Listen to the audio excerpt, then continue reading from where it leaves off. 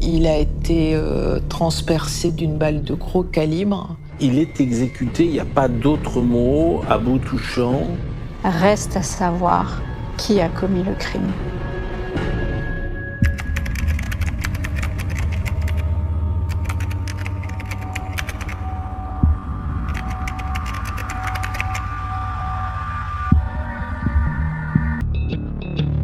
Décembre 2010, à Noisy-le-Grand en région parisienne, le cadavre d'un homme est découvert sur la chaussée.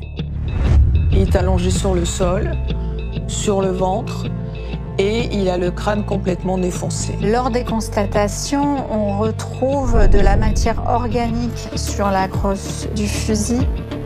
La victime, âgée de 32 ans, s'appelle Benyugou Diawara. On sait que c'est quelqu'un d'énergique, qui avait été condamné à plusieurs reprises dans son passé, mais qui avait décidé de changer sa vie. Tout le monde connaît Benyugou Diawara, tout le monde nous dit que c'était quelqu'un de très gentil. Un papa aimant qui prenait très à cœur son rôle de père. Une piste s'impose immédiatement dans l'enquête. Son ex refait sa vie avec quelqu'un et ils ont eu des mots, enfin c'est plus que des mots, ils ont eu une bagarre et la personne en question avait un couteau. Mais rapidement, c'est un ami de Benyugou Diawara qui va faire figure de suspect numéro 1. La meilleure preuve, c'est que le téléphone borne sur la scène du crime. Nous, les avocats, on était très inquiets. On s'est dit qu'il n'y avait plus à hésiter, qu'il fallait crever tous les abcès qu'il pouvait y avoir dans le dossier. Cet homme, qui clame son innocence, est accusé d'avoir commandité le meurtre à une de ses connaissances. C'est un type qui, à l'époque, est en surpoids. Il est très émotif, il pleure tout le temps. On se dit, mais c'est pas un tueur à gages. C'est insupportable parce que je sais que l'on commet une erreur judiciaire. Je peux que vous dire que c'est hallucinant et que ça peut arriver à n'importe qui. Pourquoi les policiers de la crime ne se sont-ils jamais intéressés au passé d'indicateur de la victime? C'est lui qui a balancé le plus d'affaires, de la plus grosse balance de tout le département, de toute la région même. Comment le 36 quai des Orfèvres a pu se fourvoyer autant? C'est le top de la police judiciaire. C'est en compagnie de Jean-Marc Bloch, ancien patron de la PJ de Versailles, et de Negar Haeri, avocate pénaliste, que nous allons revenir sur cette affaire non élucidée.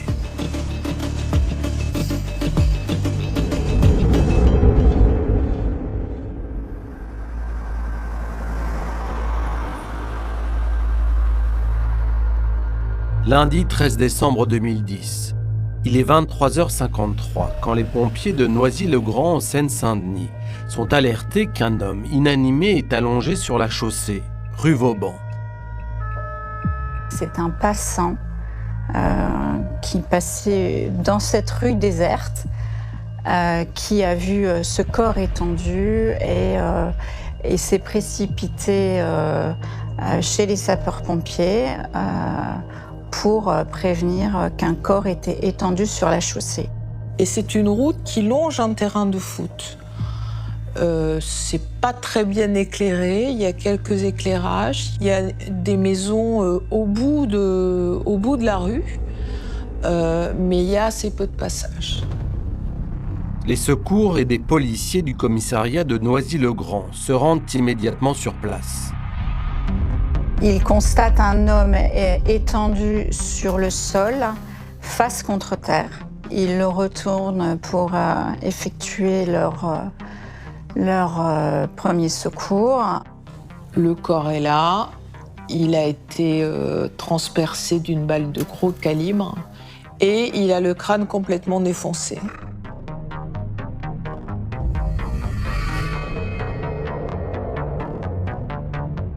Alors que les pompiers tentent en vain de réanimer la victime, la police gèle les lieux. Une équipe de l'identité judiciaire du 36 quai des Orfèvres est dépêchée sur la scène de crime pour effectuer les premières constatations et prélever tous les indices qui pourraient permettre d'élucider l'affaire.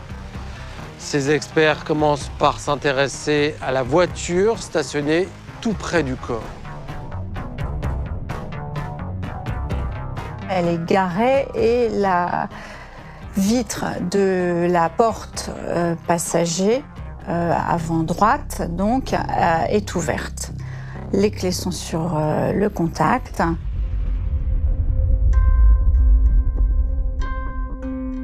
Grâce à une carte d'identité retrouvée dans la boîte à gants, les enquêteurs identifient la victime. C'est un homme de 32 ans, dénommé Benyugou Diawara. À l'avant du véhicule, au sol, les policiers notent la présence d'un sac de sport. Et sur le siège avant, il y a un fusil à pompe, à canon-scie, qui est une arme de voyou. Vous imaginez un fusil de chasse, vous sciez la partie la plus longue et ça reste un fusil à pompe, mais avec un canon scié, donc beaucoup plus maniable, beaucoup plus facile à cacher. Ça ressemble à une arme qui a pu servir à des mauvais coups, à des braquages, à des choses comme ça. Donc pour la police, il n'y a pas de problème, c'est l'arme du crime. D'autant plus qu'une cartouche de calibre 12 correspondant à cette arme est retrouvée à côté du corps de la victime. Avec la présence du fusil de chasse dans la voiture et un étui, une cartouche percutée aux abords du corps de Benyugou, on s'imagine une exécution. Ça fait penser à un règlement de compte. Tout de suite, ça fait penser à un règlement de compte. Benyugou Diawara aurait également été frappé avec cette arme. Lors des constatations, on retrouve de la matière organique sur la crosse du fusil retrouvée dans la voiture. Une poubelle située à quelques mètres de la voiture est inspectée. Dans cette poubelle, on va retrouver des gants de chirurgien et un masque. À la fin des constatations, le corps de la victime est transporté à l'Institut médico-légal de Paris pour y être autopsié.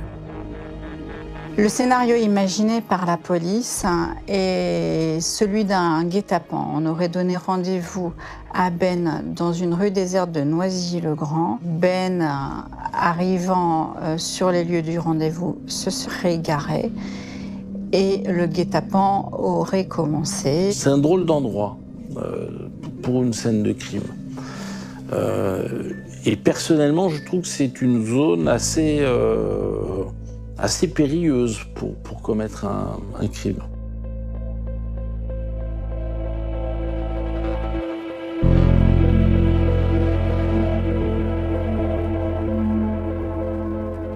Jean-Marc, nous sommes sur la scène de crime, rue Vauban, à Noisy-le-Grand. C'est à cet endroit même que le corps de Benyugou Diawara a été découvert, juste à côté de sa voiture. Est-ce que vous pensez, comme maître Sylvain Cormier, que ce lieu est une zone périlleuse pour commettre un crime? Ben non, au contraire, Arnaud. C'est l'endroit idéal pour commettre une agression ou un crime. Il n'y a pas d'habitation qui jouxte cette partie de la rue. Il n'y a pas de caméra de vidéosurveillance et il y a peu de passages. Mais en regardant le secteur de plus près, on s'aperçoit qu'il y a une station de RER à proximité. Cette station engendre donc un certain nombre de passages. Et c'est d'ailleurs un passant qui a découvert le corps de la victime. Le tueur aurait donc pu être surpris en pleine action. Vous parlez du passant qui a découvert le corps. On sait qu'il s'est rendu juste après chez les pompiers. Et on a appris, Jean-Marc, qu'il est reparti sans que personne ne lui demande son identité. Effectivement, cet homme s'est rendu chez les pompiers. Il n'a pas décliné son identité et les pompiers n'ont pas pensé à la lui demander. On ne connaît donc pas le nom de l'inventeur du corps, c'est ainsi qu'on appelle celui qui découvre un cadavre. Et c'est bien regrettable dans cette enquête. Mais il se peut qu'après cette émission, il se manifeste et révèle un certain nombre de choses quant à cet homicide. La victime, Benyugou Diawara, a été tuée d'une balle de calibre 12 avec un fusil à pompe à canon scié. Il a ensuite reçu de nombreux coups extrêmement violents sur le crâne. C'est un mode opératoire qui donne tout de suite une connotation un peu particulière à ce crime. Oui, effectivement, les coups très violents portés sur le crâne de la victime font penser qu'il y avait un lourd contentieux préalable à cette agression. Et d'autre part, le type de l'arme utilisée, un fusil à pompe à crosse et canoncier, fait penser à un crime, à un règlement de compte dans le milieu du grand banditisme. On découvre sur le siège avant passager un fusil à pompe. Pour les policiers, aucun doute, il s'agit de l'arme du crime. Est-ce que vous êtes aussi catégorique, Jean-Marc ? Écoutez Arnaud, on voit sur la crosse de cette arme des morceaux de matières organiques du crâne de la victime. Il serait étonnant que ce ne soit pas cette arme qui est tirée ensuite sur la victime, d'autant que la cartouche de calibre 12 retrouvée à côté du corps correspond au calibre de cette arme. Il y a quand même quelque chose d'étrange. Pourquoi avoir abandonné cette arme à l'intérieur de cette voiture ? Eh bien oui, ça, je ne me l'explique pas.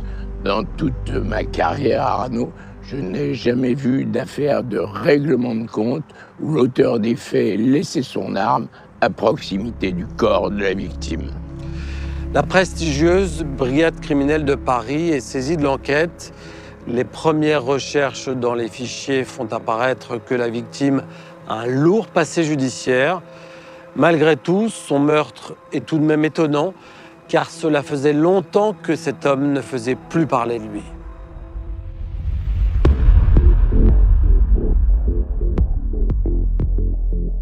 La première chose que fait la brigade criminelle, c'est de faire les auditions de l'entourage de Mondiougou Diawara. Tous ses amis.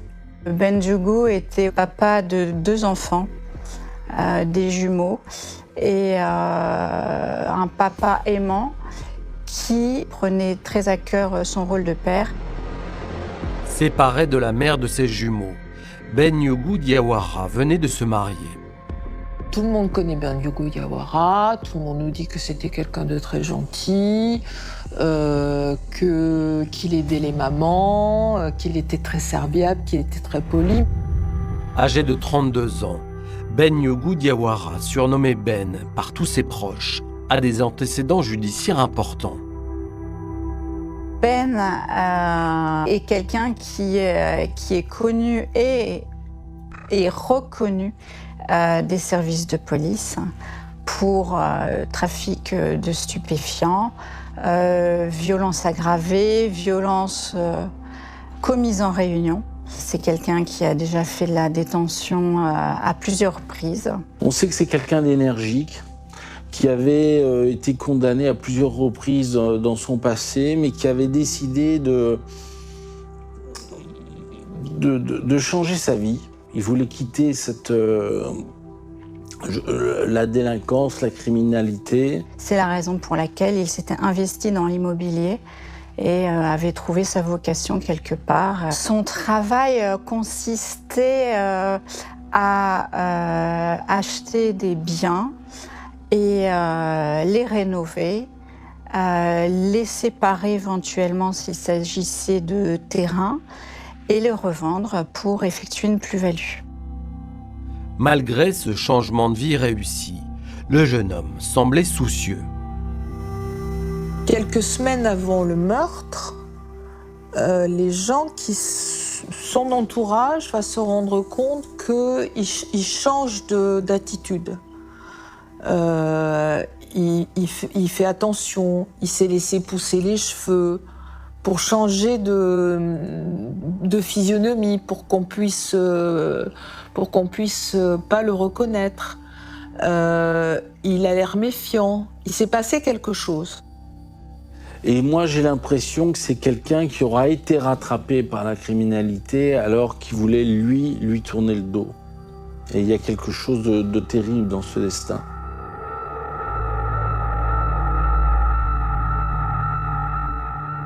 Ce sentiment d'inquiétude qui animait Bendiougou Diawara quelque temps avant son meurtre étonne ses amis. Tous connaissaient son passé judiciaire et tous sont persuadés qu'il avait décidé de s'engager définitivement dans une autre vie. Une vie professionnelle honnête qui n'aurait pas dû le mettre en danger. Alors de quoi, de qui Ben Yougou Diawara avait-il peur? C'est alors que les policiers de la brigade criminelle ont connaissance d'un événement récent qui pourrait bien être en lien avec le meurtre. Ben Yougou Diawara a été par le passé condamné à plusieurs reprises pour des faits de violence. Ces actes lui ont forcément valu des haines tenaces. Mais c'est un affrontement très récent qui intéresse tout particulièrement les enquêteurs. Quelques jours avant le meurtre de Ben, celui-ci s'était retrouvé en garde à vue pour une altercation qui avait eu lieu entre lui et le compagnon de la mère de ses enfants. Son ex refait sa vie avec quelqu'un et ce quelqu'un, ils ont eu des mots, enfin c'est plus que des mots. Ben aimait protéger sa famille, il avait le sens de la famille et parfois je pense qu'il l'avait un peu trop. Et il considérait toujours vouloir protéger son ex-compagne parce qu'elle était la mère de ses enfants et n'acceptait pas la nouvelle relation que son ex-compagne avait avec le professeur de Capoeira. Puis il veut surtout pas qu'elle refasse sa vie parce qu'il veut pas qu'un homme approche ses enfants. Il est un peu macho. Et puis un jour, donc il va pour chercher ses enfants ou les ramener, je sais pas, elle veut pas ouvrir. Il se doute qu'il y a quelque chose, il insiste, il tape à la porte pour éviter le scandale. Elle finit par ouvrir. Et il voit qu'il y a effectivement quelqu'un chez elle. Ben est très mécontent d'avoir vu, il lui dit tu descends et on s'explique. L'altercation entre les deux hommes a lieu devant le hall d'entrée de l'immeuble qu'occupaient son ex-compagne et ses enfants. Il faut savoir que le compagnon de la mère de ses enfants, le compagnon de l'époque, est très athlétique, très grand, très musclé, professeur de Capoeira. En face, vous avez Ben, qui est athlétique également, qui ne se laisse pas impressionner et qui est fan d'arts martiaux. Ben, c'était un homme qui avait énormément d'énergie. C'est un grand sportif. Une armoire à glace. Et à chaque fois qu'il a eu des bagarres, d'ailleurs, à chaque fois, il était vainqueur. La dispute dégénère en violente bagarre. Et c'est l'intervention des policiers du commissariat de Guyancourt, prévenus par les voisins, qui y met fin.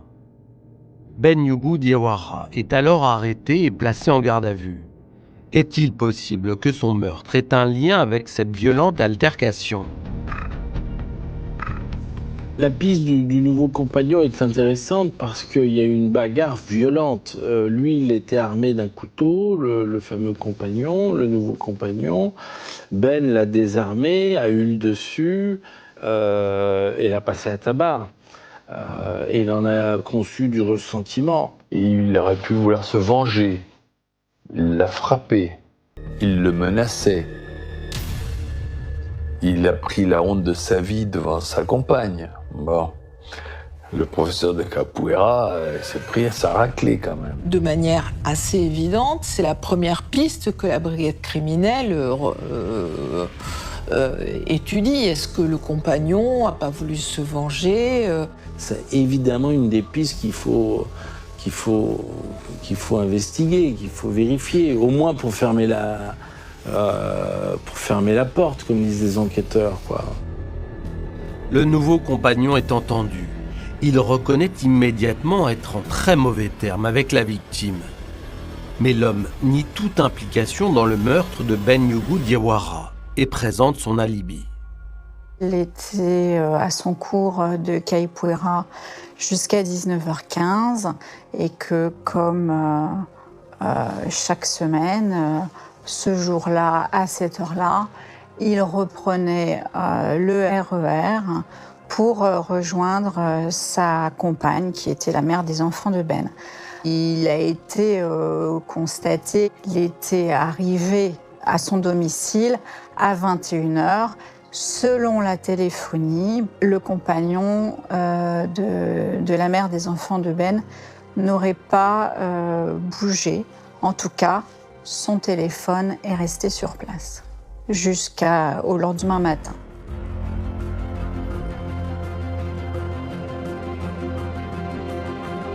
Le nouveau compagnon de l'ex-femme de la victime est totalement mis hors de cause. C'est la première piste de l'enquête qui se referme. Les policiers de la brigade criminelle attendent maintenant les résultats de l'autopsie. Ils espèrent, avec cette expertise médico-légale, obtenir des informations sur les circonstances du meurtre. 2 jours après le crime, le corps de Benyougou Diawara entre en salle d'autopsie à l'Institut médico-légal de Paris.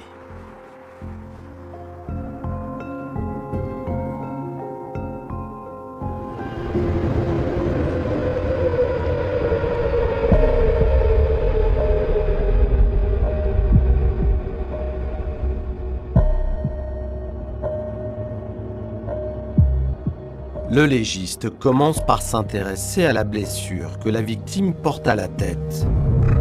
Le crâne de Benyougou Diawara, il a quand même été défoncé par la crosse de ce fusil. On retrouve son sang sur la crosse du fusil. C'est un coup de crosse qui a asséné très violemment sur la victime au point d'abîmer la crosse. Cette blessure était en soi mortelle.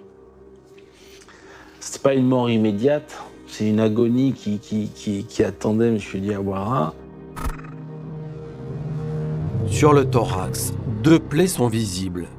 Le projectile a traversé le corps de la victime. Le médecin légiste va découvrir un orifice d'entrée et un orifice de sortie à l'arrière avec à peu près 15 cm de différence entre les deux orifices, ce qui pouvait faire penser à un tir de haut en bas.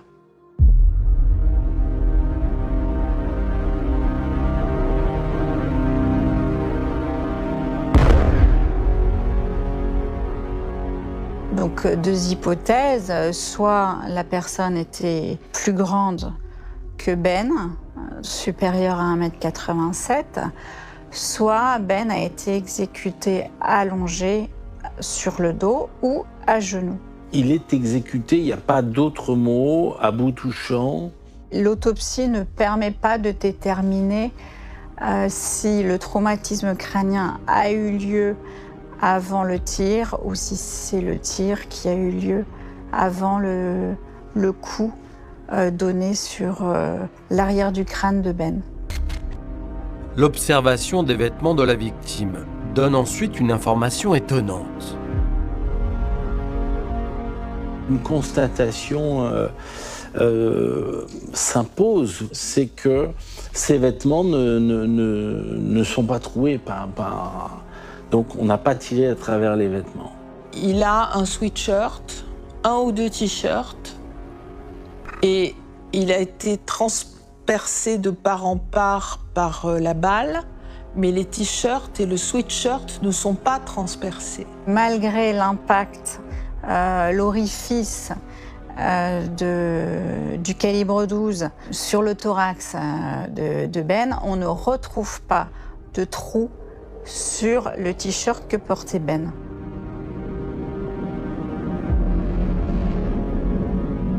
Le t-shirt que portait Benyougou Diawara devrait, en toute logique, être perforé par le tir. Pourquoi le meurtrier aurait-il pris le soin de relever les vêtements de sa victime avant de la tuer? Cette question intrigante reste pour l'instant sans réponse. Les enquêteurs de la brigade criminelle cherchent maintenant à établir l'emploi du temps de Benyougou Diawara le soir du meurtre. Tout le monde témoigne qu'il était tout à fait normal et tranquille. Comme tous les lundis, il se rendait aux alentours de 20h30 à son cours de jiu-jitsu. Ben Yougou Diawara est ensuite passé voir un homme avec lequel il avait l'habitude de travailler. Un agent immobilier devenu son ami. Un certain Fabrice Da Silva. Donc il est 22h30, il avait rendez-vous avec Fabrice Da Silva au domicile de Fabrice Da Silva pour lui remettre une clé d'un appartement que Fabrice allait faire visiter le lendemain et puis donner des papiers relatifs à la taxe foncière. Il décrit un entretien assez court, ils doivent se remettre des documents, voilà, on est sur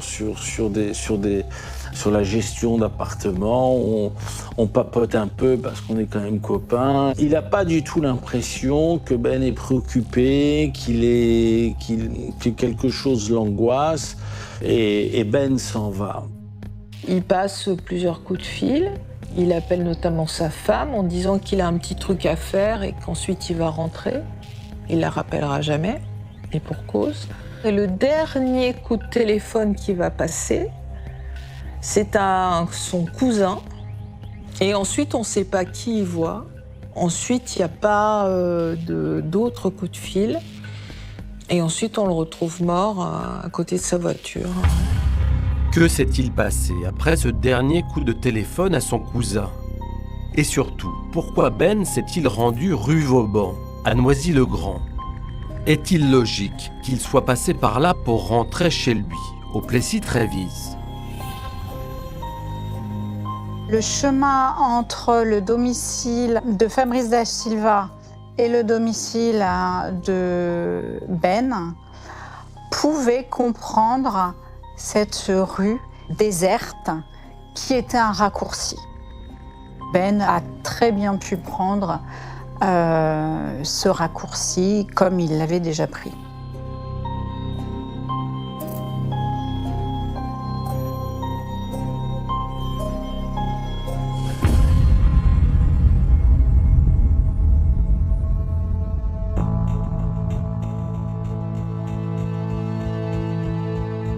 Jean-Marc, tout laisse à penser que Ben Yougou Diawara avait un rendez-vous ici, rue Vauban, le soir du meurtre. Oui, effectivement. D'ailleurs, lors du dernier coup de fil qu'il passe à sa femme, il lui dit « J'arrive, mais j'ai un truc à faire avant de rentrer ». Ce truc à faire, c'est très certainement ce rendez-vous qu'il avait ici. Une rencontre dans un endroit plutôt discret, au bord d'une route. Une rencontre qui manifestement se voulait discrète. Écoutez Arnaud, quand on a rendez-vous à 23h dans un lieu aussi isolé, aussi loin de tout, c'est pas pour signer un compromis de vente. Non, c'est probablement pour faire quelque chose de beaucoup moins légal et peut-être même de totalement illégal. Est-ce que vous pensez que c'est la victime qui a donné rendez-vous à quelqu'un ? C'est très difficile à dire. Il y a deux possibilités. Soit c'est quelqu'un qui a donné rendez-vous à la victime, et dans ce cas-là, il est tombé dans un piège, dans un guet-apens.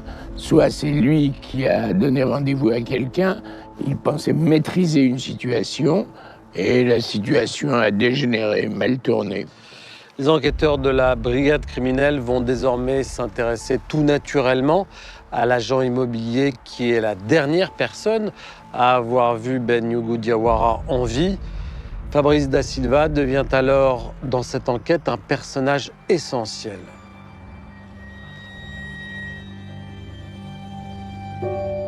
À 28 ans, Fabrice Da Silva est un agent immobilier à qui tout réussit. C'est une grande fierté pour lui, ça peut paraître anecdotique pour les autres, mais il a gagné le prix Centurion toutes les années dans son agence immobilière, c'était le meilleur vendeur. Et visiblement, tous ceux qui ont travaillé avec lui le reconnaissent comme tel. C'est un brillant agent immobilier qui n'a pas d'antécédents judiciaires, qui a énormément d'affaires. Pour moi, c'est quelqu'un qui est concentré sur les affaires, sur l'immobilier, qui veut se hisser socialement et qui est vraiment en passe d'y parvenir. Fabrice et Ben se sont rencontrés 3 ans avant le meurtre. Et assez rapidement, un lien d'amitié s'est créé entre eux. Fabrice da Silva et M. Diawara vont se rencontrer par des amis communs qui ont des agences immobilières. Et M. Diawara, à l'époque, a un projet. Il pense avoir des apporteurs d'affaires sur des terrains à acheter et il s'associe en fait sur ce projet précis avec Fabrice en espérant que ça puisse donner quelque chose. Ben était quelqu'un de discret sur son passé. Il n'en parlait pas, très peu. Ses plus proches amis et collaborateurs, tels que Fabrice da Silva, avaient dans l'idée qu'il avait un passé judiciaire. Mais il n'avait jamais posé trop de questions. Ils deviennent amis, ils deviennent vraiment très potes. Et un jour, ils deviennent tellement potes que Bandiougou Diawara se marie un jour et il invite Da Silva et sa femme à son mariage. L'amitié entre les deux hommes est réelle. Les enquêteurs ne sont donc pas surpris quand l'ex-compagne de Bandiougou Diawara leur apprend que Fabrice da Silva avait prêté de l'argent à la victime pour l'aider à payer son loyer. Et ce, peu de temps avant le meurtre. Ben voulait refaire sa vie en quelque sorte et se consacrer à l'immobilier, mais il n'a pas d'expérience. Évidemment, il n'a pas les revenus de da Silva. Ben, il a des difficultés plutôt pour subvenir à ses besoins et à ceux de sa famille. Pourtant, interrogé par les policiers quelques jours après le meurtre, Fabrice da Silva n'évoque pas les problèmes financiers de son ami.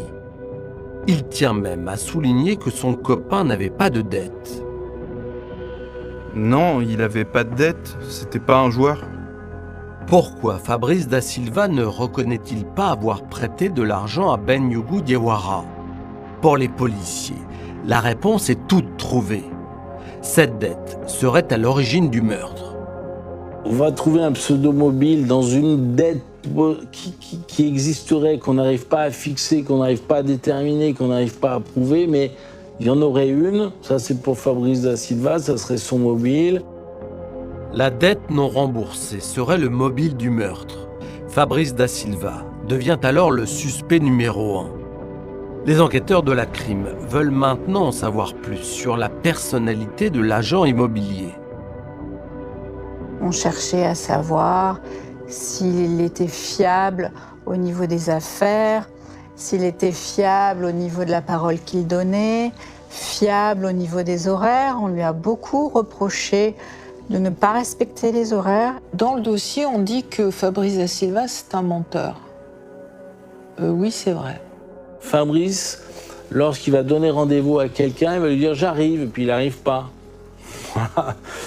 Des fois, il a donné rendez-vous à 2 personnes en même temps et la deuxième, il va la décommander en inventant un bobard, enfin ce genre de choses, quoi. C'est-à-dire que c'est le genre de type que vous sortez d'un rendez-vous avec lui, il va avoir un coup de fil et il va dire « ah ben je suis là dans un quart d'heure », alors qu'il est à 1h30 du rendez-vous. Ou on lui demande quelque chose, il n'a pas envie de le faire, au lieu de dire non franchement, il va dire oui, puis botter en touche, et puis pas le faire.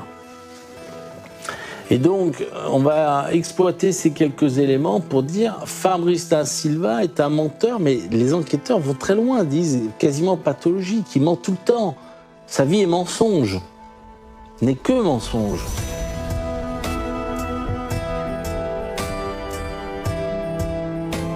Le 22 février 2011, plus de 2 mois après le meurtre, Fabrice da Silva est convoqué au 36 quai des Orfèvres pour un 2e interrogatoire.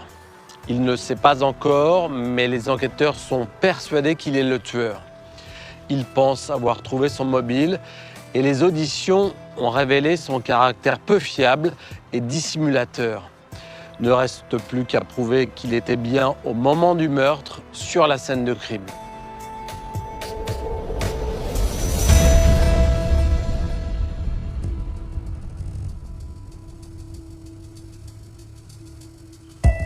Interrogé par les enquêteurs, Fabrice Da Silva doit s'expliquer une fois de plus sur son emploi du temps le soir du drame. À nouveau, l'agent immobilier raconte qu'il avait un rendez-vous avec la victime vers 22h30, en bas de chez lui. Ben m'a bipé pour me dire qu'il était en bas de chez moi, au Plessis-Trévis, et je suis descendu le voir. Il m'a alors remis les clés de son appartement du Perreux qui était alloué pour que je puisse organiser des visites. Suite à cela, je suis sorti de la voiture, je l'ai salué et je suis rentré chez moi pour terminer mon repas. Et Fabrice Da Silva déroule alors sa soirée et révèle aux enquêteurs quelque chose qu'il n'avait pas caché, mais quelque chose qu'il n'avait pas jugé utile de dire, révèle qu'il était ressorti par la suite voir son ami et collègue Michael. Fabrice Da Silva précise que cette rencontre nocturne avec Michael Touraine avait un but professionnel, faire des commandes de matériaux de gros œuvres. Alors Michael, c'est quelqu'un qui travaille comme Fabrice Da Silva dans l'immobilier.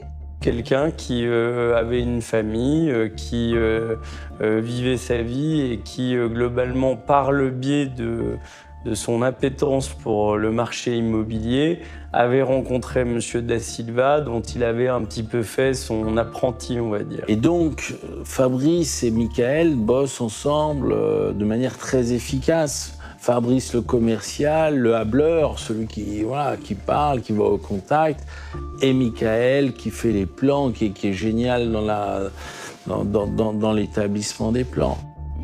Mais, interrogée simultanément dans un autre bureau, la compagne de Fabrice Da Silva ne corrobore pas cette version des faits. On lui demande si son compagnon est ressorti le soir des faits. Elle ne sait pas, elle ne croit pas. Je suis rentrée chez moi à 19h. Fabrice est rentré vers 21h. Nous n'avons plus quitté le domicile jusqu'au lendemain. Comment expliquer que les déclarations de Fabrice Da Silva et de sa compagne concernant leur soirée du 13 décembre 2010 divergent tant? Il faut savoir que l'audition a lieu quasiment 3 mois après les faits. Personnellement, si on me demande ce que j'ai fait il y a 3 mois, il est difficile de le dire. Le couple ressort libre de la brigade criminelle. En discutant avec son conjoint, Sabrina comprend qu'elle s'est trompée. Elle ne se rappelle pas qu'il est sorti. Et puis ensemble, ils cherchent. Et effectivement, Fabrice dit « Mais je crois que je t'ai écrit. Attends, chérie, t'inquiète pas, je rentre à 1h du matin. » Et paf, ça lui revient. Et Sabrina retrouve le SMS et va l'amener aux enquêteurs. Quelques jours plus tard, Sabrina revient donc sur sa déclaration initiale. Eh bien, en fait, je me souvenais pas que Fabrice s'est absenté le lundi 13 décembre 2010 dans la soirée. C'est une fois ma déposition terminée et après en avoir parlé avec Fabrice qu'effectivement, je me suis souvenu que Fabrice était parti. D'ailleurs, en relisant les messages sur mon portable, il m'a annoncé son retour à la maison par SMS le 14 décembre 2010 à 0h50. Pourtant, le juge d'instruction et les enquêteurs de la crime ne croient pas à cette nouvelle version.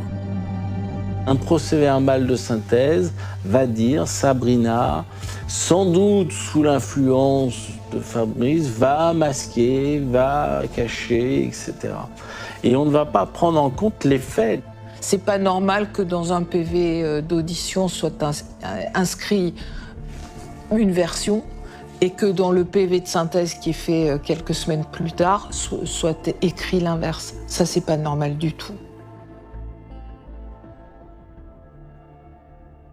Négard, un dossier d'instruction est constitué de centaines, parfois même de milliers de procès-verbaux, parmi lesquels des procès-verbaux de synthèse. On a entendu l'avocat de Fabrice Da Silva dénoncer le contenu de l'un d'entre eux. Est-ce que vous pouvez nous expliquer ce que sont les PV de synthèse, qui les rédige et quelles sont leurs fonctions ?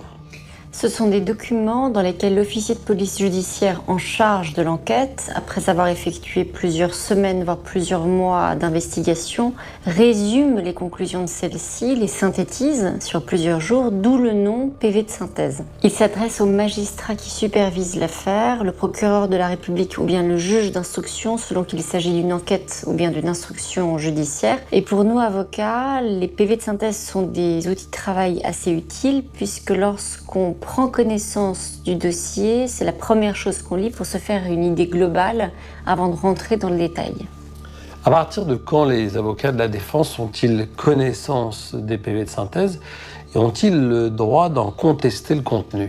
Puisque les PV de synthèse ont pour objet de résumer les investigations, il faut d'abord que les investigations aient eu lieu pour que les OPJ les rédigent. C'est seulement alors qu'ils transmettent le tout en bloc aux magistrats, lesquels nous en donnent connaissance sous certaines conditions. Alors pour ce qui est de la contestation, oui, il est toujours possible de les contester, simplement la valeur probatoire des PV de synthèse est assez réduite puisque c'est des PV qui résument les éléments du dossier. La seule marge de manœuvre assez insignifiante consistera donc à dire que ces PV ne sont pas suffisamment fidèles à ceux-ci. L'instruction sur le meurtre de Banyougou Diawara se poursuit. Les policiers savent maintenant que Fabrice Da Silva n'était pas chez lui au moment du crime. Ils convoquent Michael Touraine, l'homme chez qui l'agent immobilier dit être allé ce soir-là. Première question. Est-ce que Fabrice Da Silva est venu chez vous le soir du meurtre après le dîner ? Posez-vous la question avec qui vous dîniez il y a 3 mois. C'est impossible de répondre à ce type de questions. Et si vous dites, et vous avez l'honnêteté de dire « je m'en souviens pas », c'est le signe que vous dissimulez une vérité et donc que vous êtes coupable et que tout était prévu à l'avance. Non, je m'en rappelle pas. Fabrice m'a dit qu'il m'avait appelé plusieurs fois ce jour-là, mais comme d'habitude. Michael Touraine ne le sait pas encore, mais cette réponse va l'entraîner dans un engrenage terrible. Kafka avait une formule qui est formidable, qui dit « à partir du moment où vous avez un procès comme ça, vous l'avez déjà perdu ». Et l'étude de la téléphonie des 2 hommes va venir renforcer les soupçons des enquêteurs. Comme vous le savez, dans les affaires criminelles, on regarde les téléphones des gens qui activent certaines bornes, en fait. Ils vont vérifier la téléphonie de Fabrice et de Michael et vont s'apercevoir que les téléphones bornent sur la scène de crime. Le téléphone de Michael Touraine a borné toute la soirée à proximité de la scène de crime. Celui de Fabrice Da Silva a activé la même antenne relais à partir de 22h30, puis 2 heures plus tard, c'est-à-dire juste après le meurtre. Alors ça, c'est vachement intéressant pour les policiers. Sauf que, alors borné, ça veut dire quoi ? Ça veut dire que quand vous êtes à un endroit, votre téléphone, il est renvoyé sur une borne téléphonique. Le problème, c'est que la borne téléphonique dont dépend le lieu du crime est aussi la borne téléphonique qui dessert le domicile de Michael, l'ami de Fabrice Da Silva.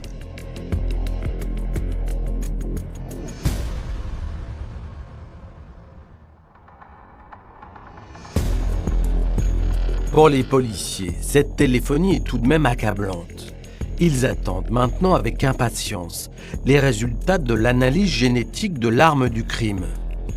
Mais un premier laboratoire en charge de cette expertise conclut qu'il n'est pas possible de révéler un ADN exploitable sur le fusil.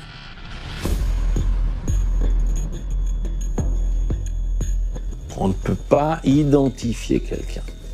Mais on va confier à un autre laboratoire le soin de faire une seconde expertise en utilisant une méthode pas révolutionnaire, mais différente. Un deuxième laboratoire, qui n'est pas n'importe lequel, qui travaille beaucoup sur les cold cases, va arriver et va trouver sur la queue de détente, là où on appuie pour tirer du fusil, un ADN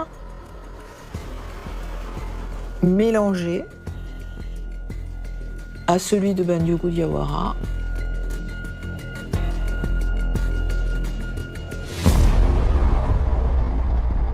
Et cet ADN, il est dit que cet ADN correspond à Michael Touraine, qui est l'associé de Fabrice Da Silva.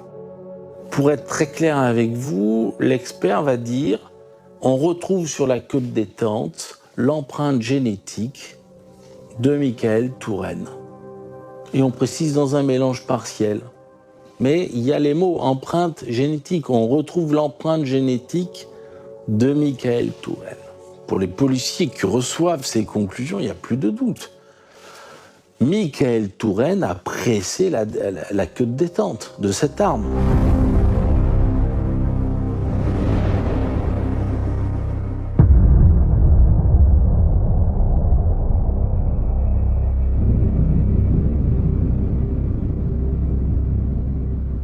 Les preuves semblent s'accumuler contre Michael Touraine.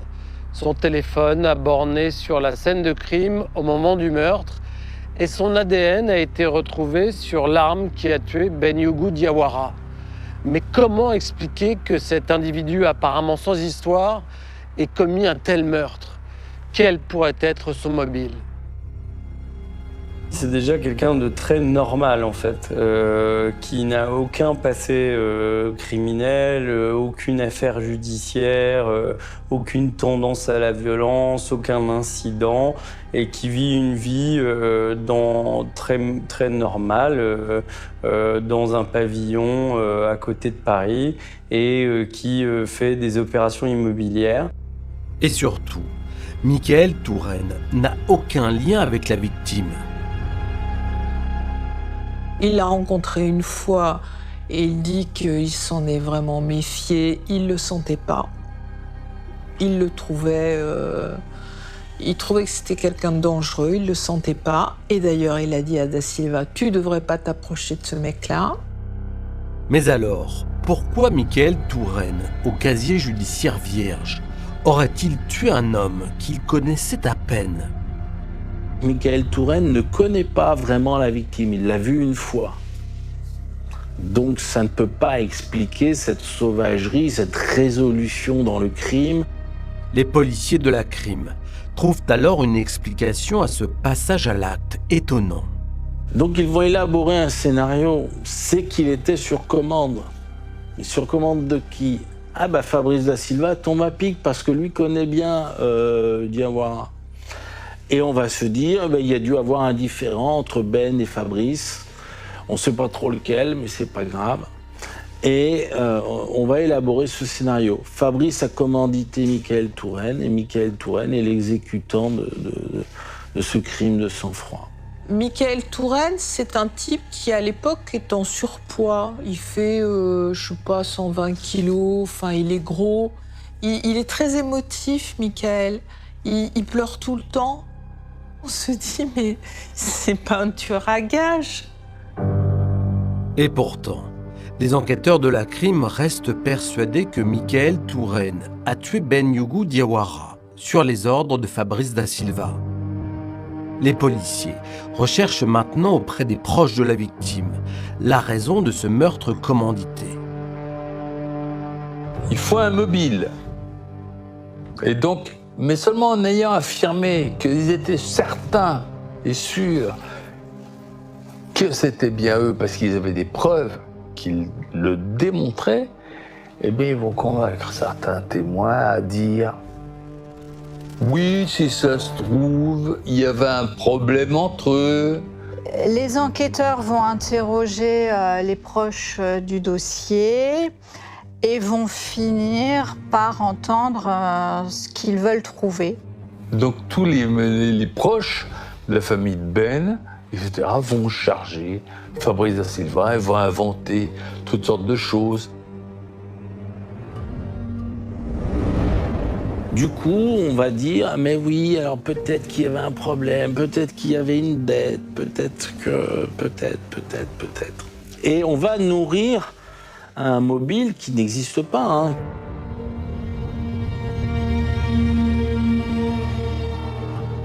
Les enquêteurs de la crime ont le sentiment d'être tout près de la vérité.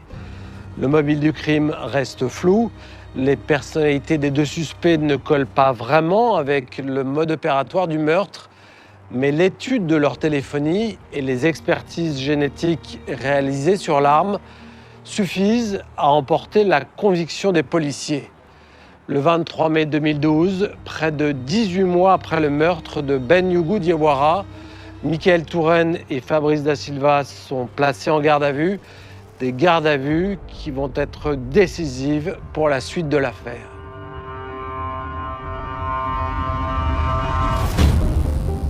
Les enquêteurs commencent par demander aux deux hommes s'ils ont déjà vu le fusil retrouvé dans le véhicule de Ben Yougou Diawara. Da Silva en garde à vue va dire d'abord non, Ben Yougou Diawara, il n'avait pas d'arme, non, je ne connaissais pas d'arme, il n'était absolument pas armé, etc. Sauf que dans le bureau d'à côté, Michael, lui, dit qu'il a vu une arme, un fusil à pompe, que Ben Yougou Diawara a laissé chez Da Silva. Michael Touraine n'admet pas seulement avoir déjà vu l'arme. Il explique qu'il l'a peut-être également touché. Michael va déclarer devant la photo de l'arme retrouvée dans le véhicule qu'il a déjà aperçu cette arme dans un sac qui était entreposé dans le salon chez Fabrice. Si j'ai touché cette arme-là, je l'ai touchée chez Fabrice. J'ai vu une arme comme celle de la photographie que vous me montrez chez Fabrice. Je ne sais plus à quelle date. Je n'ai pas actionné la détente, mais je l'ai sans doute touchée. Donc les policiers du bureau d'à côté vont voir les policiers du bureau de Da Silva en disant « il ment ». Et Da Silva, c'est comme ça qu'il explique, une fois qu'il a commencé à s'enferrer dans un mensonge, il débite d'autres mensonges et il ne sait plus quoi dire. Et puis il finit par reconnaître ce qui est la vérité, c'est qu'il a eu ce fusil entre les mains. Il savait que Ben Yougou Diawara était armé. Ok, je vais vous dire la vérité. Voilà comment ça s'est passé concernant cette arme. Ben, un jour, est passé chez moi sans me préciser la raison. Il avait un sac noir avec des roulettes. Il m'a demandé si je pouvais lui garder ce sac chez moi. Il y avait également dans ce sac un fusil de petite taille, type fusil à pompe. Peu de temps après, j'ai revu Ben et lui ai demandé de le récupérer au plus vite car je ne voulais pas que des armes restent chez moi et avoir des problèmes. Le fusil, il l'a eu. Il dit qu'il l'a rendu à Ben Yougou Diawara, mais il n'a absolument pas la preuve qu'il l'a rendu. Ça va devenir un élément de culpabilité aux yeux des enquêteurs. Il a caché qu'il avait gardé l'arme pendant un temps, donc il est coupable. Donc il a menti, donc il est coupable. C'est ça le raisonnement. Les enquêteurs vont donc imaginer à partir du moment où Fabrice a accepté l'arme chez lui, ils vont imaginer que Fabrice n'a jamais rendu l'arme à Ben. Reste aux enquêteurs à prouver que Michael Touraine a l'étoffe d'un tueur commandité. Les policiers de la brigade criminelle, eux, ils vont essayer de mettre en avant des éléments qui peuvent montrer que Michael Touraine peut être un tireur. C'est-à-dire qu'il a fait son service militaire, je crois, dans les commandos, et donc qu'il s'est tiré. Il a fait effectivement un stage commando, je crois, de 24 heures 20 ans plus tôt. Donc c'est le signe qu'en fait, il avait envie d'aller mettre une balle à quelqu'un qu'il ne connaissait pas à environ 500 mètres de son domicile, la nuit, sans aucune raison. À l'issue de sa garde à vue, Michael Touraine est mis en examen pour assassinat. Fabrice Da Silva est, lui, mis en examen pour complicité d'assassinat. Le scénario avancé par les enquêteurs est le suivant. Fabrice, lors du rendez-vous à 22h30 en bas de son immeuble, dans la voiture, aurait donné, alors que Ben était devant lui dans la voiture, Fabrice aurait donné rendez-vous à Ben 1 heure plus tard, dans une rue déserte de Noisy-le-Grand, donc plus loin que le domicile, pour discuter. Mickaël Touraine se serait alors rendu au lieu de rendez-vous, situé à quelques centaines de mètres de chez lui. Il l'aurait tué avec ce fusil. Il aurait laissé l'arme du crime, quitte à laisser son ADN dessus, et puis il serait reparti. La meilleure preuve, c'est que le téléphone borne sur la scène de crime.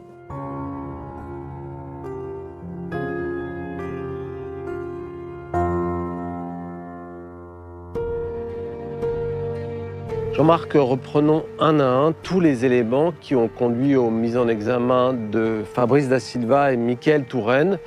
Tout d'abord, le mensonge par omission de Fabrice Da Silva concernant le rendez-vous qu'il avait avec Mickaël Touraine le soir du meurtre. C'est la première pièce du puzzle qui va faire de lui le suspect numéro 1 dans cette affaire. Et oui, Arnaud, cet oubli, volontaire ou involontaire, crée le soupçon dans l'esprit des enquêteurs. Dans une enquête, Arnaud, on aime bien la transparence. Et tous les mensonges, petits ou grands, se retournent contre ceux qui les profèrent et ils peuvent devenir ainsi des éléments à charge. Deuxième élément qui renforce les soupçons et impose l'idée d'une complicité, l'empreinte génétique de Mickaël Touraine retrouvée sur la queue détente du fusil à pompe, ce qu'on appelle communément la gâchette. Oui, et là, on est face à une preuve scientifique retrouvée sur un élément très particulier de l'arme. Cette queue de détente, cette gâchette, est la pièce métallique sur laquelle on appuie pour faire partir le coup de feu. Donc, en principe, l'empreinte retrouvée sur cette pièce est celle du dernier tireur. Dans notre affaire, celle du tueur. À partir de là, les enquêteurs sont convaincus que Fabrice Da Silva a demandé à son ami Mickaël Touraine de tuer Ben Yougou Diawara. Or, le problème, c'est que la description de Mickaël Touraine telle qu'elle nous en est faite ne correspond absolument pas à celle d'un homme capable de tuer sur commande. Non, effectivement, il n'a pas d'antécédent judiciaire, il n'est pas connu pour des actes de violence. Mais au-delà de tout ça, ce qui me pose question, c'est le mode opératoire utilisé. Il ne correspond pas à un acte commandité. En effet, je vous l'ai déjà dit, les coups portés sur la tête de la victime me font penser qu'il y a un contentieux préexistant entre l'auteur et sa victime. Il semble s'agir d'un acte de vengeance. Or, Mickaël Touraine et la victime se connaissaient à peine. Immédiatement après la notification de leur mise en examen, Fabrice Da Silva et Mickaël Touraine sont incarcérés. Ces deux hommes au casier judiciaire vierge, accusés d'un meurtre extrêmement violent, découvrent avec angoisse l'univers carcéral. Soutenus par leur famille, tous les deux clament leur innocence. C'est alors que la compagne de Fabrice Da Silva contacte un enquêteur privé.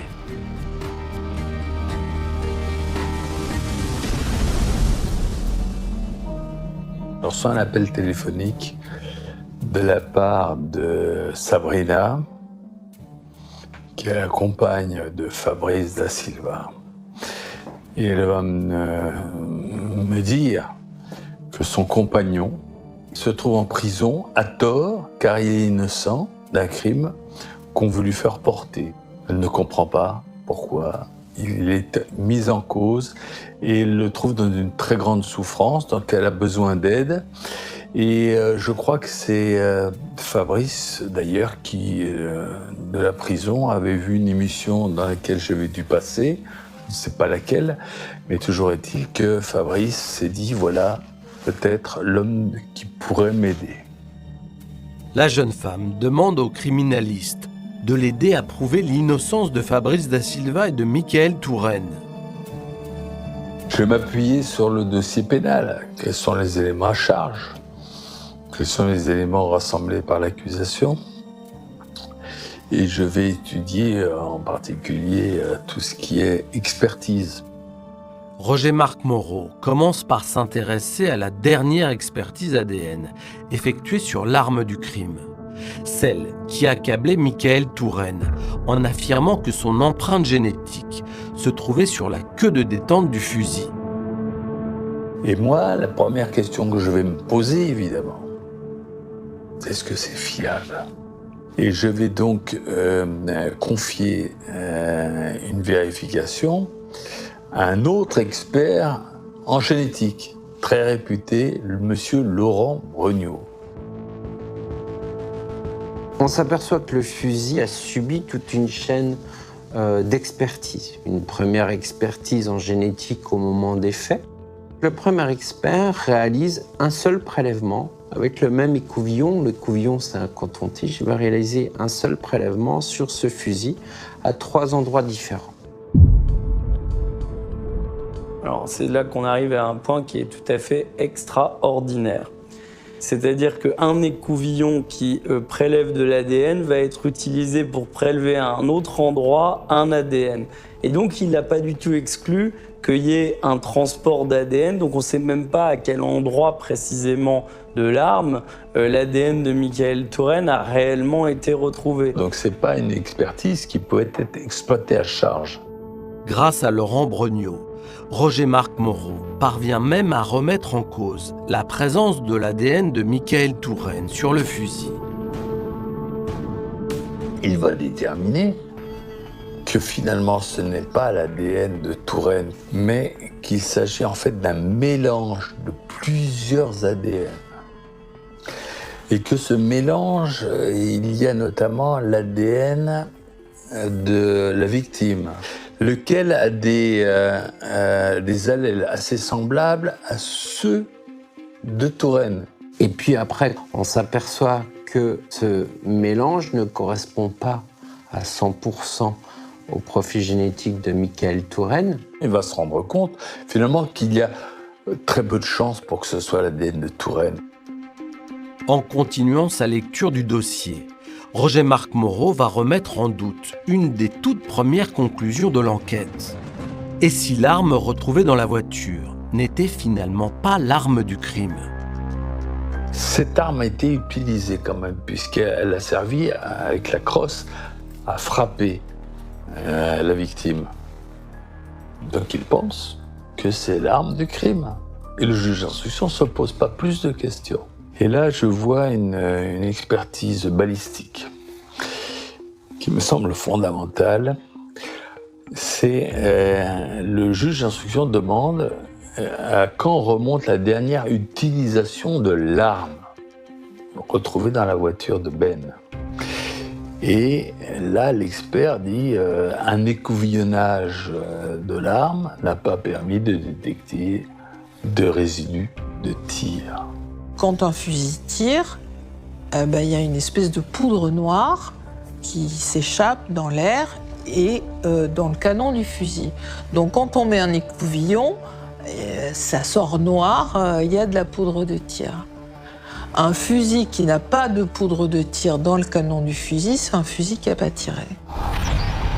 Cette arme n'a pas tiré.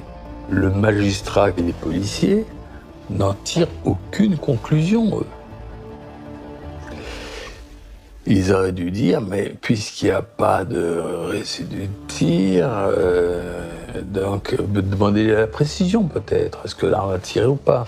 Sauf que là, l'accusation est partie sur le fait que c'était quand même l'arme qui avait tiré. Comment le 36 quai des Orfèvres a pu se fourvoyer autant? C'est une brigade d'élite, c'est une institution de renom, de légende presque. Hein. C'est le top de la police judiciaire. Comment ils ont pu se fourvoyer à ce point? Le travail du criminaliste Roger-Marc Moreau permet également de mettre en exergue une nouvelle piste, une piste qui aurait dû s'imposer dans l'enquête dès le début de l'affaire, Une piste qui pourtant n'a jamais été exploitée. On va apprendre, par l'ensemble des investigations qui ont été menées dans son entourage, notamment les membres de sa famille, ses amis et connaissances, eh bien que tout le monde dit, mais on disait à Trappes et les environs que Ben était un indique, une balance. Pour appuyer cette thèse, Roger-Marc Moreau exhume du dossier un scellé contenant des documents saisis lors de la perquisition du domicile de la victime. Des photographies de plusieurs hommes, des photographies qui manifestement proviennent de l'identité judiciaire, ce qui est rare. Et c'est les photos de 4 types fichés au grand banditisme. Quand on a 4 photos d'identité judiciaire de 4 types fichés au grand banditisme avec des numéros 1, 2, 3, 4, c'est très probablement que on nous a demandé d'identifier quelqu'un. Est-ce que c'est un tel ou un tel ? Donc c'est un peu la preuve qu'il avait des activités d'indique et peut-être des activités récentes. Donc c'est quand même un élément très troublant. Après vérification auprès du Bureau central des sources, les policiers ont eu la confirmation que Ben Yougou Diawara était bel et bien un indicateur de la DRPJ de Versailles. Il est donc indique, il est fiché au bureau des sources et il a un référent police, ce qu'on appelle l'officier traitant. C'est un ancien commissaire, un ancien patron des stupes de la police judiciaire de Versailles. Et très bizarrement, en revanche, quand on examine ce dossier, on se rend compte que le 36 quai des Orfèvres qui mène l'enquête ne pose pas la question à cet officier traitant sur quelle affaire était-il ? Qui est-ce qui l'a balancé ? Qui pouvait avoir intérêt à vouloir se venger et le tuer ? Car vous le savez peut-être, les indicateurs de police dans ce milieu, eh bien, ils sont condamnés à mort. Grâce au travail du criminaliste, la défense a désormais les moyens de se faire entendre.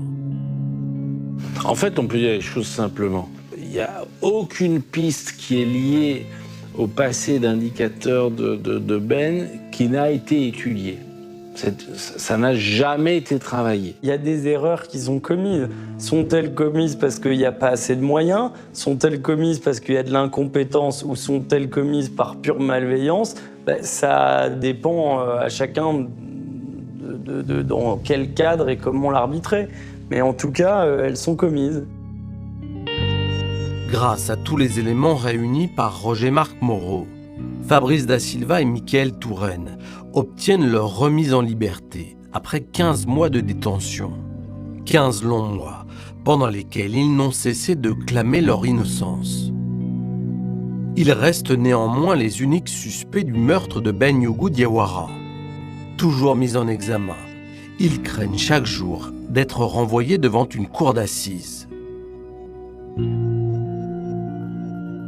Moi, je suis quelqu'un de calme, donc je m'énerve pas, mais en vrai, ça s'explique pas.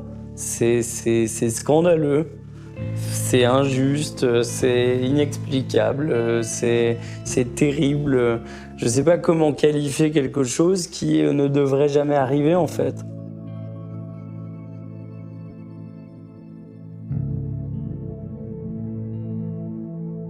Négard, on apprend que la victime était un indicateur.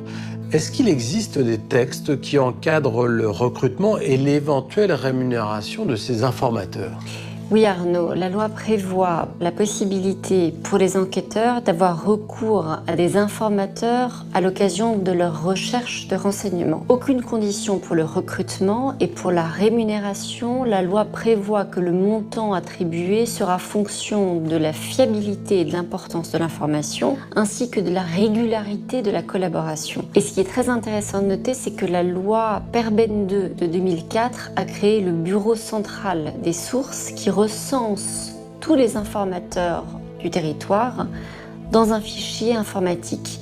Et évidemment, pour protéger leur anonymat ainsi que celui de leur officier traitant en cas de fuite ou de piratage, ils ne sont pas recensés sous leur véritable identité.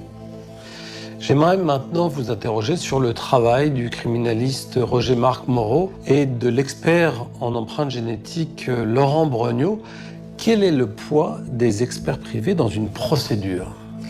Le Code de procédure pénale prévoit toute une série de dispositions relatives à la nomination des experts, à la nature de leur mission, aux questions qui peuvent leur être posées et au délai dans lequel ils doivent les rendre.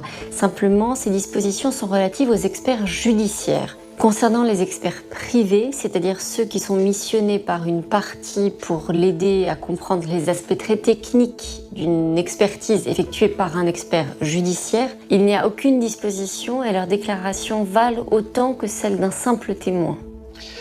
Malgré tous les éléments fragilisant l'accusation réunis par la contre-enquête, Fabrice Da Silva et Mickaël Touraine sont renvoyés devant la cour d'assises de Bobigny. Le procès s'ouvre le 30 novembre 2018, soit près de 8 ans après le meurtre de Ben Yougou Diawara.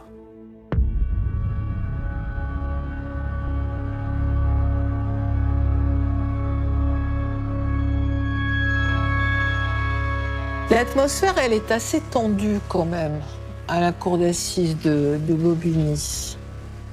Il y a toute la famille de Ben Yougou Diawara. La famille ne veut pas être filmée, mais même floutée. Mickaël Touraine et Fabrice Da Silva comparaissent tous les deux, libres. C'est pas tous les jours qu'on arrive libre, suspecté de meurtre. Et Fabrice Da Silva est très nerveux, et je pense que Mickaël Touraine aussi. Quand on est complètement innocent, quand on est accusé à tort, c'est insupportable. Avant que les débats ne commencent, la présidente lit l'ordonnance de mise en accusation. Et cette ordonnance de mise en accusation résume l'ensemble des charges contre les accusés. Et quand, comme moi, on connaît le dossier et qu'on écoute, qu'on entend l'ordonnance de mise en accusation, on se dit « mais c'est pas possible, elle est truffée d'erreurs ». La note de synthèse dit l'ADN est de bonne qualité, faux. Le téléphone borne sur la scène de crime, faux. Il borne aussi sur la maison de Mickaël. Il y a tout un tas d'éléments comme ça. Ces raccourcis sont très vite dénoncés par les avocats de Mickaël Touraine et de Fabrice Da Silva. Ils vont poser des questions aux policiers de la brigade criminelle. Et ils vont être très offensifs, très offensifs. Et ils vont pas les lâcher. Oui, mais alors vous avez dit que le téléphone bornait sur la scène de crime, mais pourquoi vous n'écrivez pas qu'il bornait aussi sur le domicile de Mickaël? Oui, mais pourquoi vous dites que cet ADN est de bonne qualité? Mais pourquoi vous avez écrit qu'il n'y avait pas de poudre de tir dans le canon? Ça veut dire... Bon.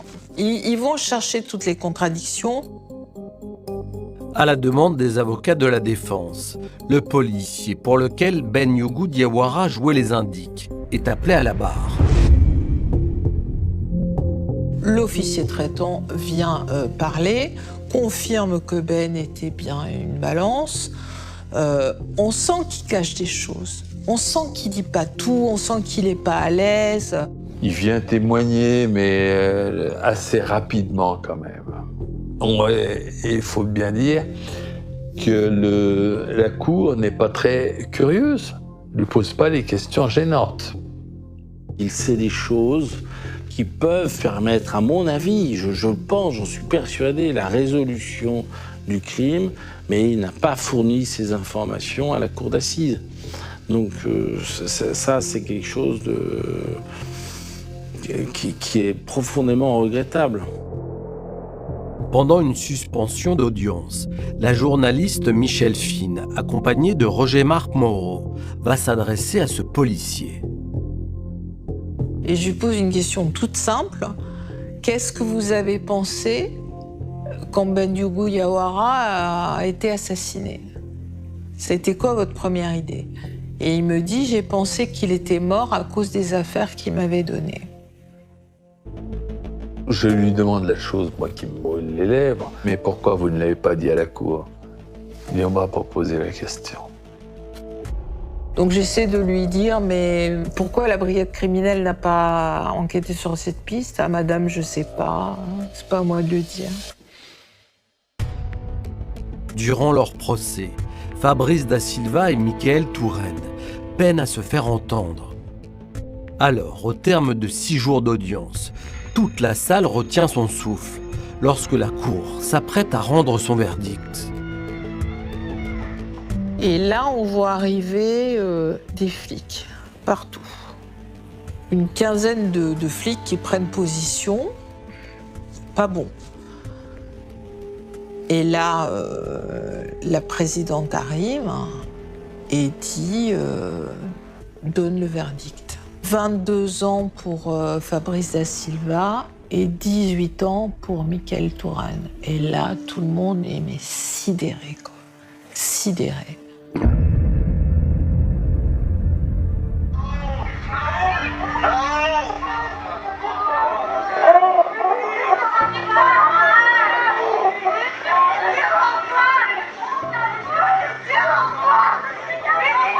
Je suis effondré ce jour-là, ça m'est insupportable.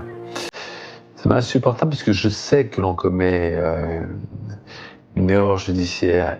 Sabrina, elle se met à hurler. On voit Fabrice Da Silva et Michael passer, on les menotte, on les amène. Ils sont sidérés, ils ne savent même plus quoi dire. Si, Michael dit la honte, je me souviens.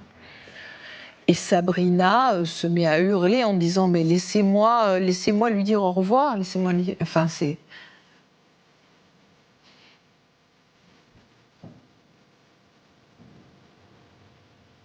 C'est super poignant.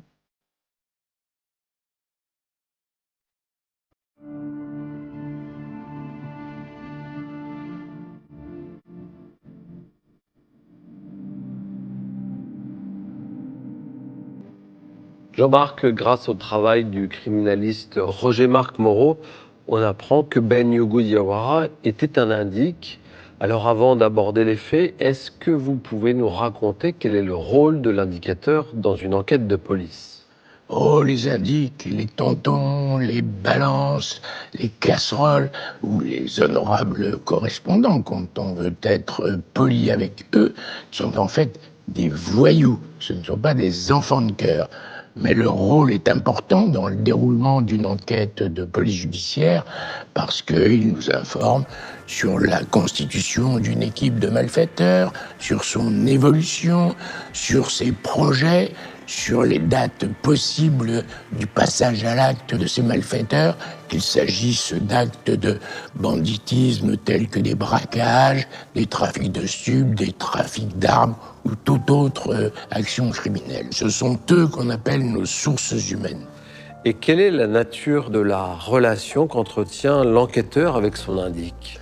Il s'agit d'une relation interpersonnelle, individuelle, en tête-à-tête. Les rencontres se font à peu près toujours en dehors du service. Ce sont quasiment des relations clandestines qui comportent un certain nombre de risques. Risque pour l'informateur d'être abattu s'il venait à être découvert, risque pour le policier d'être accusé de complicité s'il va trop loin dans cette relation avec son informateur. C'est hélas arrivé à quelques-uns de mes collègues incarcérés pour ce motif. Les enquêteurs de la brigade criminelle ont su très rapidement que Ben Yougou Diawara était un informateur et apparemment ils n'ont pas creusé cette piste. Et de l'autre côté, le commissaire de la DRPJ de Versailles n'est pas venu apporter sa contribution à la manifestation de la vérité. Pourquoi, selon vous?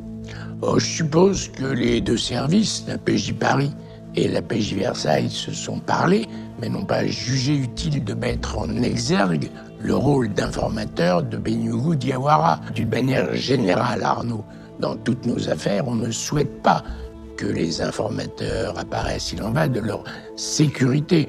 En général, nos procédures commence de la manière suivante quand on a un informateur d'une source fiable, digne de confiance. Bon, c'est un doux euphémisme, on sait que... Et puis ensuite, l'informateur disparaît. Mais il y a une limite à ce principe. Il ne serait pas acceptable qu'on procède à des manipulations pour accuser des innocents afin de protéger quelqu'un. Et pourtant, on a le sentiment que l'enquête est faite uniquement en direction de Fabrice Da Silva et de Mickaël Touraine, en occultant totalement le rôle d'informateur de Ben Yougou Diawara. Je vous rappelle, Arnaud, que la police judiciaire n'est pas la seule à procéder à une enquête. Elle ne maîtrise pas toute l'enquête. Dans une enquête criminelle, il y a un juge d'instruction qui est nommé. C'est à ce juge d'instruction de donner des axes à cette enquête et de diriger l'action de la police judiciaire. Ce juge d'instruction est lui-même contrôlé par la chambre de l'instruction. Alors dans cette affaire, si le juge d'instruction avait voulu connaître le rôle précis de la victime, il aurait très bien pu délivrer une commission rogatoire pour enquêter sur les activités d'indic de la victime. Après leur condamnation, Fabrice Da Silva et Mickaël Touraine ont fait appel. Le 18 janvier 2022, un nouveau procès s'ouvre devant la cour d'assises de Créteil. Les deux accusés espèrent pouvoir cette fois-ci faire entendre leur défense.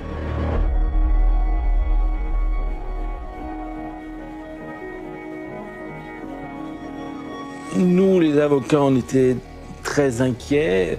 Il faut comprendre qu'un procès en appel, c'est le procès de la dernière chance. On s'est dit qu'il n'y avait plus à hésiter, qu'il fallait crever tous les abcès qu'il pouvait y avoir dans le dossier.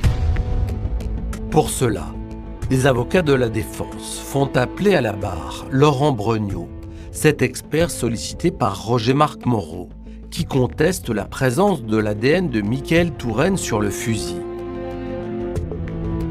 Il y a un vrai échange. Il y a surtout une vraie prise de conscience, je pense, de la part de la Cour sur la question de l'ADN. Est-ce que c'est pertinent ou pas? On avait un problème d'ADN sur Mickaël Touraine. On a soulevé ce problème. Je pense que la Cour avait pris conscience de ce problème d'ADN et qu'elle a tout fait pour qu'il y ait un débat avec les autres experts. Présent en visioconférence, l'expert en génétique qui affirmait quant à lui que c'était bien l'ADN de Mickaël Touraine sur le fusil fait alors volte-face. À partir du moment où les jurés ont entendu il y a plus de probabilité que ça ne soit pas lui que ça soit lui, ils étaient quand même à des années-lumière de la thèse qui leur avait été présentée, dans laquelle on disait on a retrouvé l'ADN de Monsieur Touraine. Déjà, c'est pas vrai. Donc ça a été un tournant. Et là, ça change absolument tout. Encore une fois, il y a des moments d'audience, on sent quand une bascule se passe, et là, on a compris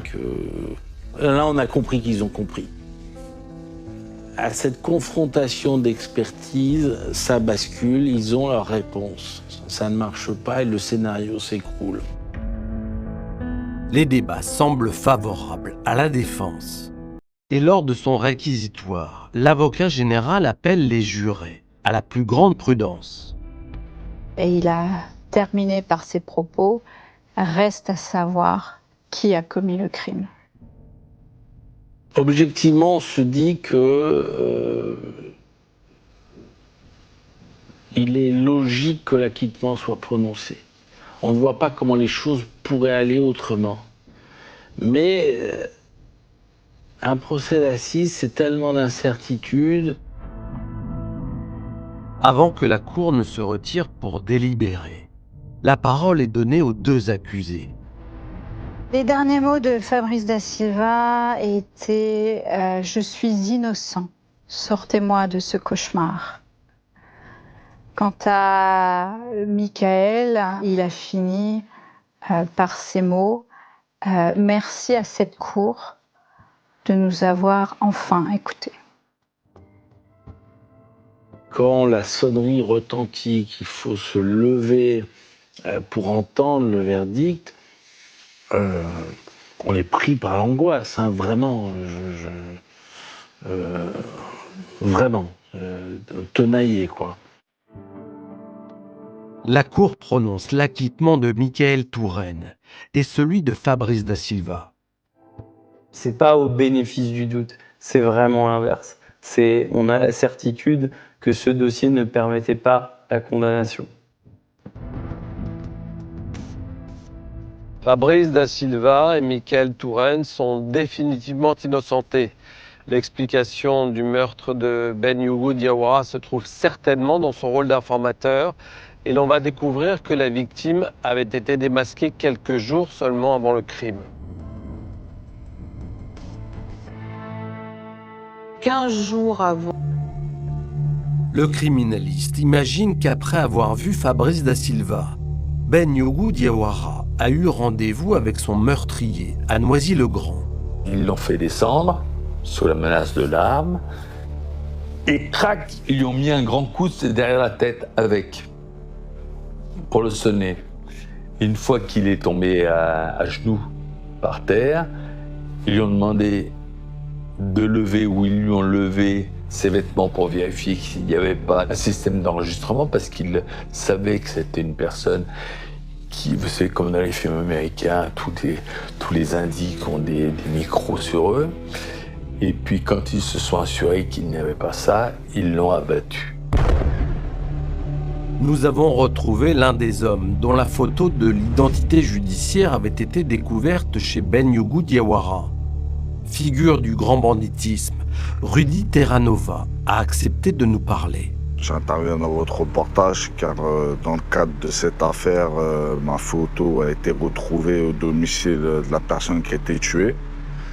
En préambule, je tiens à dire que je m'affranchis de mes règles puisque je ne parle pas sur les morts, bons ou mauvais. Rudy Terranova connaît le passé judiciaire de Ben Yougou Diawara. J'ai jamais fait affaire avec lui puisque moi, mon domaine d'activité, c'est pas les stupéfiants, c'était plus le vol à main armée. Donc voilà. Selon Rudy Terranova, il était connu dans le milieu que Ben Yougou Diawara était désormais un indicateur pour la police. Après, moi, en prison, j'ai croisé beaucoup de gens qui lui voulaient du mal. De son quartier, des gens qui habitaient au Mureaux, c'est une ville voisine de Mantes. Voilà, même des gens, j'ai eu des échos des gens en Corse, même des gens en République dominicaine. Voilà. Je connais aucune société dans le monde, occidental ou non, où ce qu'on appelle les collabos, ils sont bien vus. Ces gens-là, il n'y a pas d'avenir, parce que tôt ou tard, ils se feront remonter. Parce que c'est pas des James Bond. Après, moi, tous ceux que j'ai connus qui ont trempé dans là-dedans, ils sont tous fait tuer. Tôt ou tard, ils terminent dans le trou. C'est rare qu'il y en ait qui s'en sortent sur leurs deux jambes. Voilà. Ben, il était un indicateur de police, mais ce n'est pas quelque chose qu'on peut lui reprocher. C'est peut-être une manière de se racheter. Il pouvait donc empêcher la commission de forfaits, de trafic, de délits, de crimes peut-être. C'était courageux de sa part. C'est pas quelque chose dont la famille devrait avoir honte. Au contraire, elle devrait soutenir son action et sa mémoire. Il faut aussi comprendre que pour la famille de Ben, c'est quelque chose qui est vécu comme une infamie. Je pense que c'est plutôt à son crédit, c'est plutôt un hommage qu'il faut lui rendre. Et la police doit tout mettre en œuvre pour retrouver les assassins de quelqu'un qui a travaillé pour elle. Cet homme a aidé la police. Il a eu un passé délinquant, il décide de changer de vie. Il aide la police à haut niveau, il donne son concours et il meurt dans l'exercice de ses fonctions, il faut dire les choses comme ça, et on ne fait rien pour savoir qui sont les tueurs.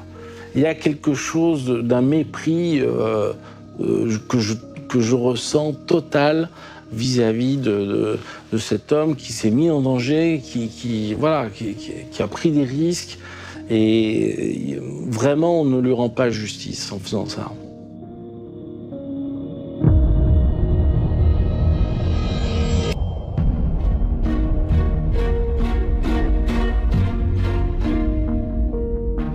Aujourd'hui, le meurtre de Ben Yougou Diawara demeure non élucidé. La seule piste qui s'impose, on l'a compris, est celle liée à l'activité d'indicateur de la victime. Est-ce que vous pensez qu'il serait encore possible de remonter jusqu'à ce que Ben Yougou Diawara a balancé et qui donc souhaitait sa mort? C'est difficile à dire. On sait qu'il donnait des informations à un commissaire de police affecté à la direction régionale de la police judiciaire à Versailles, mais ce dernier dit qu'on ne lui a jamais posé officiellement la question. Il n'est peut-être pas trop tard pour le faire, mais en tout état de cause, vous savez, Arnaud, dans ce type d'affaires de règlement de compte dans le grand banditisme ou entre trafiquants de stupes, on peut parfois arriver à un début de réponse policière, mais très rarement à une vérité judiciaire. Je m'explique. On peut apprendre que X a tué Y ou que Y a tué X. Mais ceux qui vous le disent verbalement, jamais ils ne le diront par procès-verbal. Dans cette affaire, 2 hommes ont été accusés puis condamnés à tort sur la base d'une construction intellectuelle qui n'a finalement été confortée que par une expertise ADN ultérieurement invalidée. Oui, c'est un des enseignements importants de cette affaire. Je vous l'ai toujours dit, Arnaud, une enquête de police judiciaire, elle est sujette au doute. Il faut remettre en doute un certain nombre de témoignages, un certain nombre d'évidences, bien sûr, un certain nombre de constatations, et même parfois des aveux. En revanche, en ce qui concerne les preuves dites scientifiques, on les remet rarement en doute, notamment en ce qui concerne l'ADN. Or, on le sait, un certain nombre d'expertises tenantes à l'ADN sont sujettes à l'interprétation de l'expert lui-même, notamment en ce qui concerne les ADN partiels, les mélanges d'ADN et les transferts d'ADN. On est passé dans cette affaire très près de l'erreur judiciaire. Malgré tous les éléments prouvant l'innocence de Fabrice Da Silva et de Michael Touraine, on a entendu maître Sylvain Cormier dire à quel point il était tenaillé par la peur au moment de l'annonce du verdict du procès en appel. Oui, ça montre bien la fragilité de notre système judiciaire qu'exprime là maître Cormier. C'est vrai, nous ne sommes pas dans une science exacte et c'est de la complémentarité du rôle des uns et des autres, magistrats, policiers, gendarmes, avocats, témoins et jurés, bref, de tous ceux qui contribuent à la recherche de la vérité, que peut naître une justice fiable dans laquelle tous et toutes peuvent avoir confiance.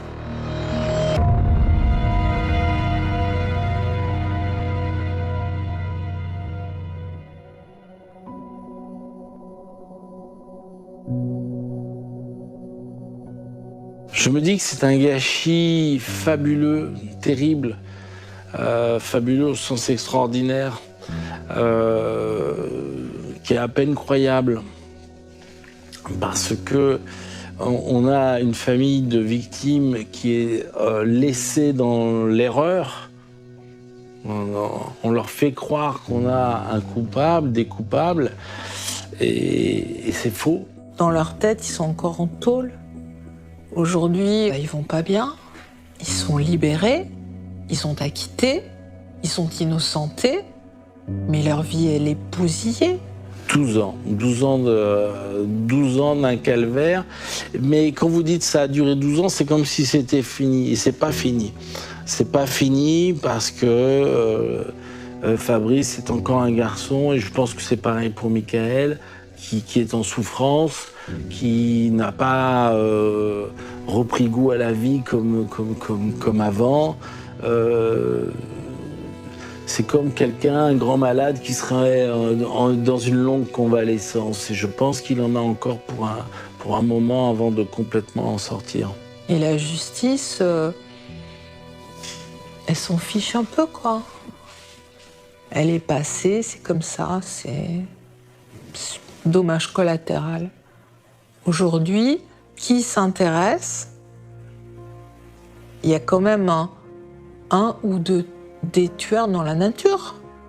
Les gens qui ont tué Ben Yougou Diawara, s'il y a des commanditaires, un commanditaire, j'en sais rien, C'est des gens qui sont susceptibles de tuer encore, qui ont peut-être tué avant, on les cherche pas, on s'en fout. Il n'y a pas eu d'enquête complémentaire. On a 2 gens acquittés, 2 personnes acquittées. On cherche pas. La mort de Bandiougu Diawara, elle sera jamais vengée. On va laisser les coupables dans la nature. Enfin, ça n'a aucun sens.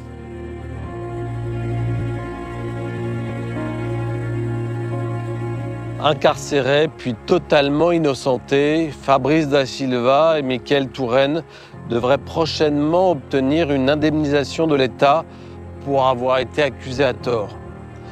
Cela ne réparera pas leur vie brisée, mais cela restaurera définitivement leur honneur.